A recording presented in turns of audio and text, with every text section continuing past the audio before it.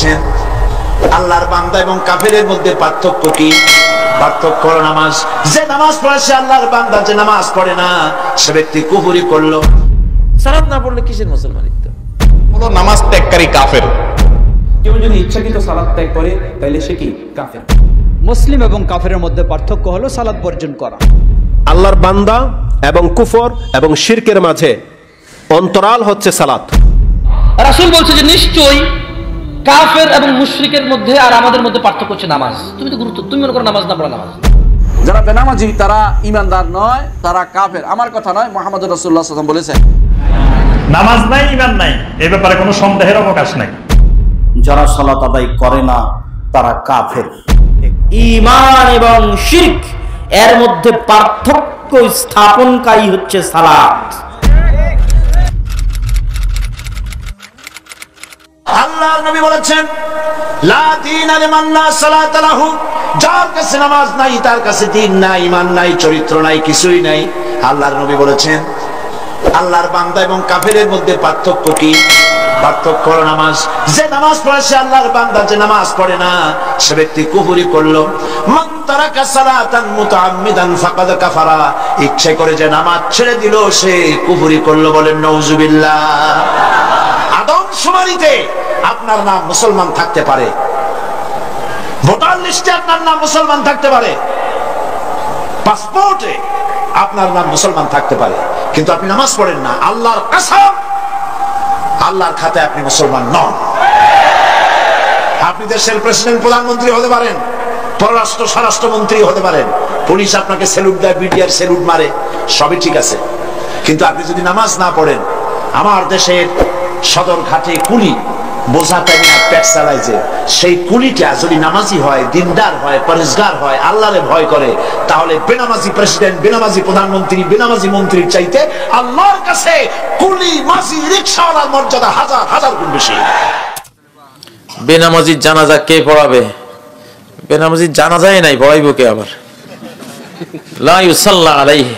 Saudi আরবের উলামারা বিল ইত্তেফাক এই মাসালা পাশ করে রেখেছেন যে যে বেনামাজি তার 10টা শাস্তি সৌদি আরবে রাষ্ট্রীয়ভাবে। একটা হলো, 1 নম্বর হলো বেনামাজি অমুসলিম, 2 নম্বর বেনামাজির কোনো জানাজা নাই, 3 নম্বর বেনামাজি মুসলমানের কবরস্থানে দাফন হওয়ার কোনো যোগ্যতা রাখে না, 4 নম্বর বেনামাজি জবাকৃত পশু হারাম, 5 নম্বর বেনামাজি নিজের মেয়েকে নিজে বিয়ে দিতে পারবে না, বিয়ের গার্ডিয়ান হতে পারবে না, সে বেকুব, সে কিসের গার্ডিয়ান হবে?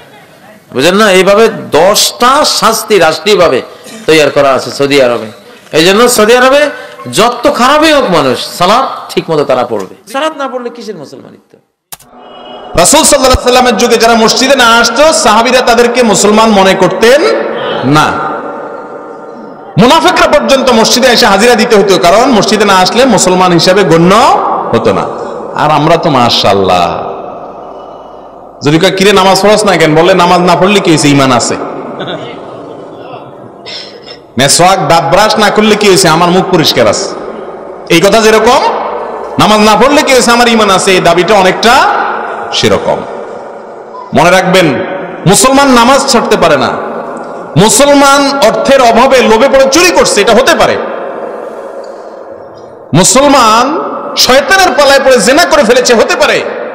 ঠান্ডা মাথায় মুসলমান নামাজ ত্যাগ করতে পারে না। আল্লাহ রাব্বুল আলামিন আমাদের সবাইকে নামাজ কায়েমকারী মুসলমান হওয়ার তৌফিক নসিব করুন। আরব আলেমদের ফতোয়া হলো, বিশেষ করে সৌদি আরবের উলামায়ে কেরামের ফতোয়া হলো, নামাজ ত্যাগকারী কাফের, মুসলমান না।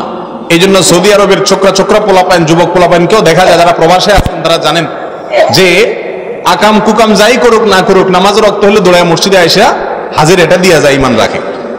আর আমাদের ইমান তো ভাঙে টাঙে না, বাঙালির ইমান ওই ছোটবেলা লাই লাই পড়ে ধুইছে, আর মরা পর্যন্ত কত আকাম কুকাম, কিসের নামাজ তো নামাজ, আরো কত কিছু, আল্লাহর কত আয়াত, কত আদেশ, কত নিষেধে লঙ্ঘন করে, অমান্য করে, অস্বীকার করে, ডিনাই করে, এরপরে আবার দাবি করে বলে মুসলমান আমি। ঠিক না বেঠিক?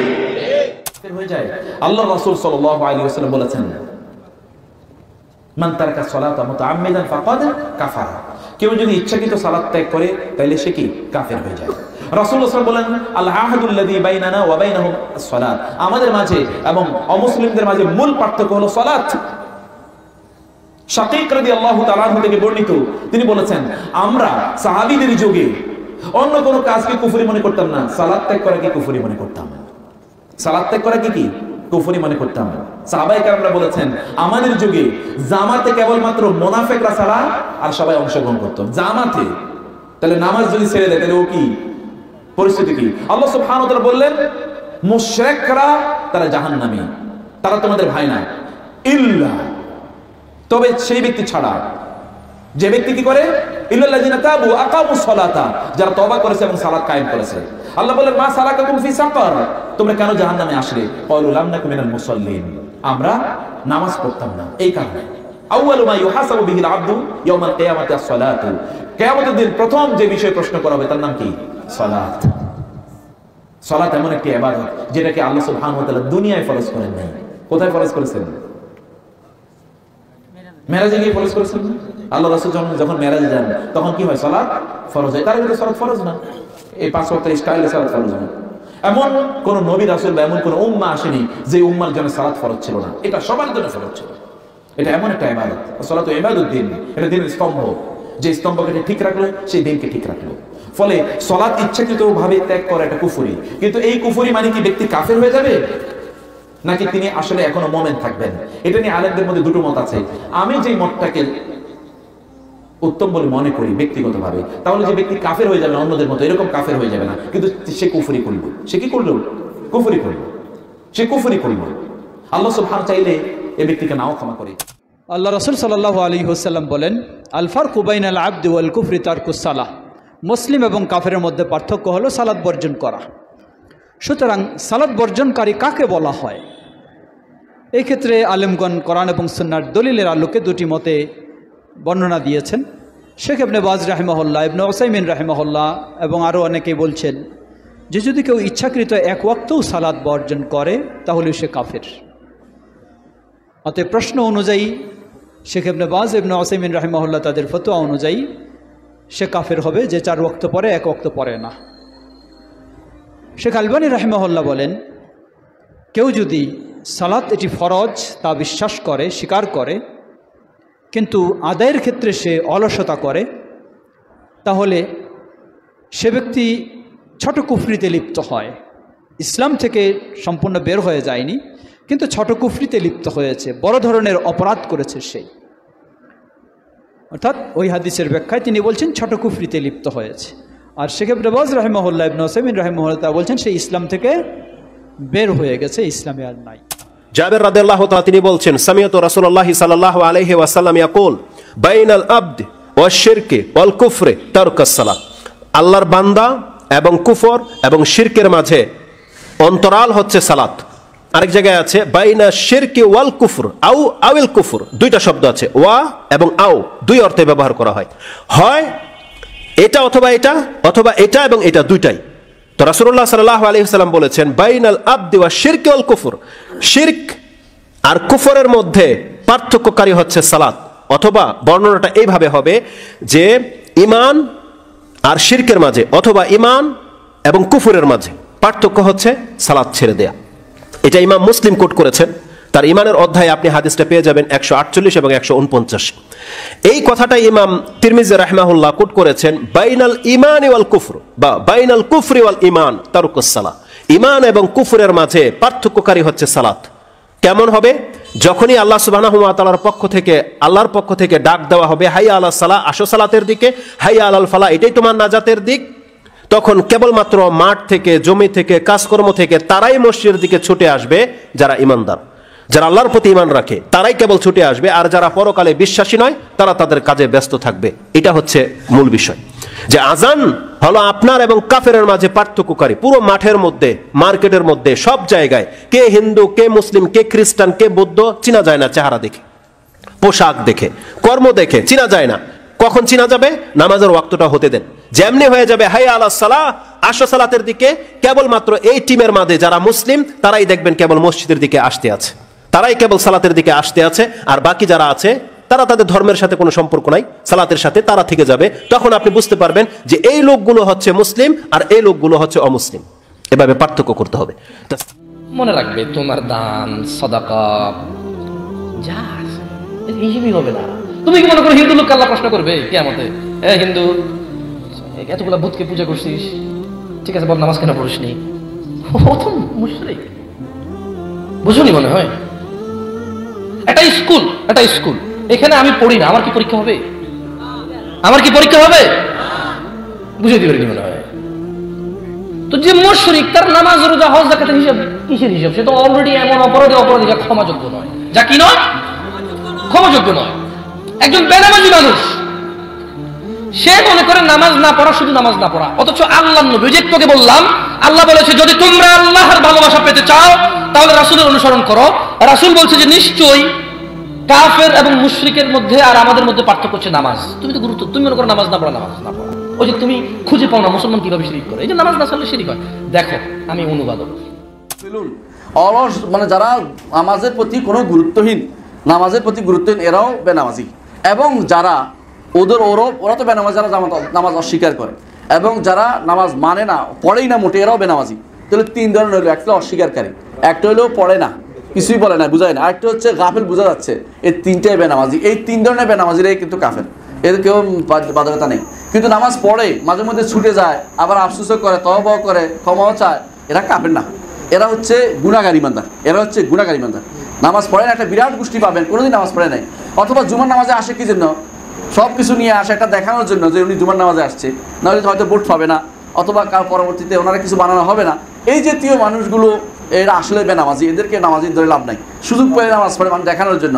এরা হচ্ছে সুযোগে সন্ধ্যায় নামাজ, বছরে একবার নামাজ পড়ে, ঈদের নামাজ, কেউ সপ্তাহে একবার পড়ে, কেউ মাসে একবার, কেউ না বছরে বিশেষ রাত্র আবার নামাজ পড়ে। হ্যাঁ, এটা উদ্দেশ্য হচ্ছে মানুষকে দেখানোর জন্য। এরা কখনো সত্যিকারের নামাজি নয়, এরা নামাজি নয়। এদের বিধান হচ্ছে যে যারা বেনামাজি, আওয়াজ হচ্ছে না, ঠিক আছে না, যারা বেনামাজি তারা ইমানদার নয়, তারা কাফের। আমার কথা নয়, মুহাম্মদুর রাসূলুল্লাহ সাল্লাল্লাহু আলাইহি ওয়াসাল্লাম বলেছেন, তিনি বলেছেন যে আল আহদুল্লাযী বাইনানা ওয়া বাইনা মাস-সালাহ ফামান তারাকা ফাকাদ কাফারা, আমাদের মধ্যে এবং কাফেরদের মধ্যে পার্থক্য হচ্ছে সালাতের, যে ব্যক্তি সালাত ত্যাগ করবে সে কাফের হয়ে যাবে। অর্থাৎ ইমানদার এবং মুসলিমের পার্থক্য হচ্ছে সালাতের।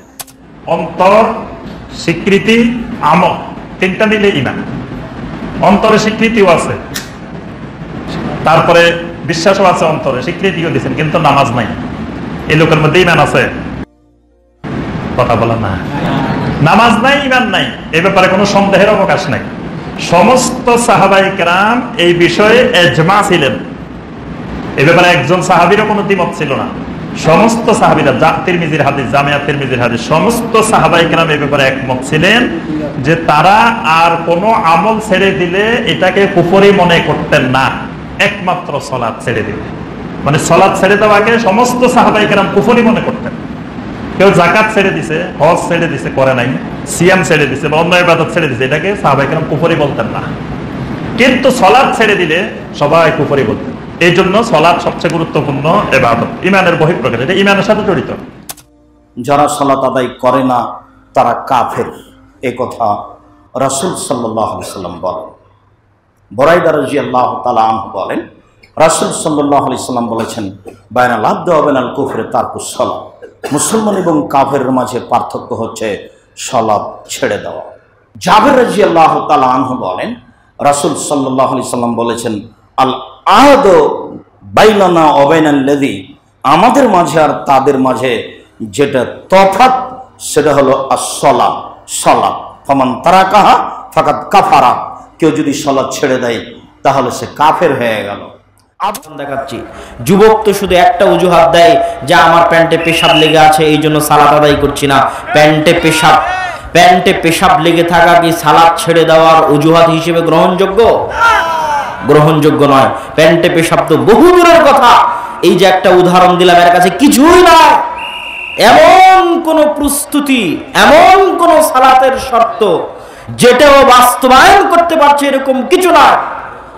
একে তো ফরজ গোসল, অপবিত্র অবস্থায় পানি নাই, মাটি নাই, কেবলা চিনে না, পবিত্র কাপড় নাই, উলঙ্গ অবস্থায় আছে, সূরা ফাতিহা কোরআন পড়া জানে না, রুকু করতে পারে না, সিজদা করতে পারে না, শুয়ে থেকে ইশারাও করতে পারে না। এই মানুষের জন্য সালাত মওকুফ বলে গণ্য হতে পারে কি? এই মানুষের জন্য সালাত মওকুফ বলে গণ্য হবে না, সে তখনও সালাত আদায় করতে বাধ্য। এরকম ব্যতিক্রম ধর্মী ইবাদতের নাম হচ্ছে সালাত। প্রশ্ন আসতে পারে, কেন সালাতের জন্য এত কঠোরতা?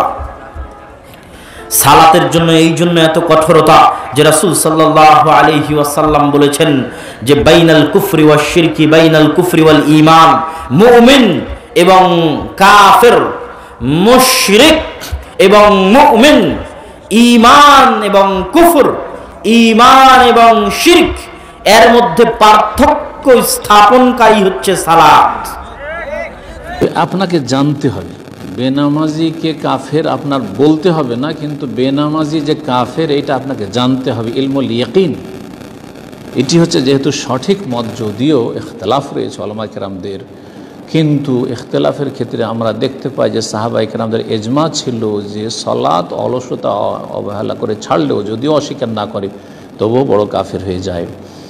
এবং কোরআন এবং হাদিসের দলিলও এই ক্ষেত্রে রয়েছে, যেটা সময় স্বল্পতার জন্য এখানে পেশ করছি না। সালাত ত্যাগের বিধানের উপর বিস্তারিত আলোচনা আছে, যার ইচ্ছা হবে সে আপনার ইন্টারনেট থেকে, ইউটিউব থেকে এগুলি সার্চ দিয়ে শুনে নিতে পারবে।